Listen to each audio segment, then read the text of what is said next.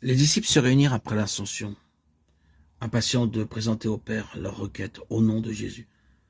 Respectueusement prosternés dans l'attitude de la prière, ils répétèrent ces paroles.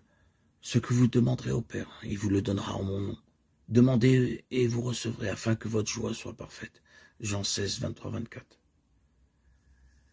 Après l'ascension du Christ, avec une pleine assurance, ils s'écrièrent « Christ est mort, bien plus, il est ressuscité, il est à la droite de Dieu, et il intercède pour nous. » Romains 8, 34.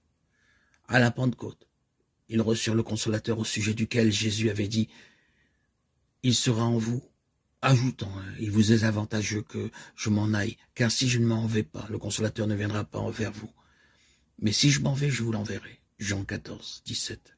Jean 16, 7. À partir de ce moment, Jésus allait demeurer à toujours par son esprit dans le cœur de ses disciples. Ainsi, leur union avec lui était-elle plus intime qu'au jour où il était personnellement au milieu d'eux. Nous en témoignons tous. Au travers des siècles, depuis le départ de Christ, de son départ physique, nous tous, croyants, avons reçu l'Esprit de Dieu, l'Esprit Saint, qui nous maintient dans notre foi. Et notre union avec Jésus est beaucoup plus intime qu'au jour où il était personnellement au milieu des disciples. L'Esprit Saint nous guérit, nous transforme. Et nous en sommes tous témoins. Moi-même, témoin vivant, par mon baptême le 26 septembre 2019, où j'ai reçu cette lumière qui a transformé ma vie, mon regard, ma façon de voir les choses. Mon cœur différent, mon esprit différent, ma vie différente.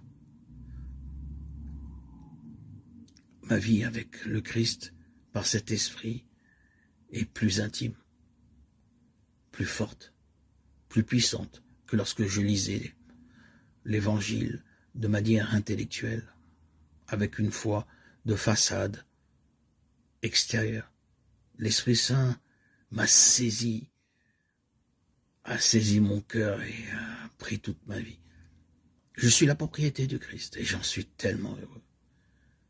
Ma foi était petite comme un grain de sénévé, tel que l'Évangile le proclame. Et aujourd'hui, elle emplit toute ma vie. Je vis par la foi, je marche par la foi. Je vais à mon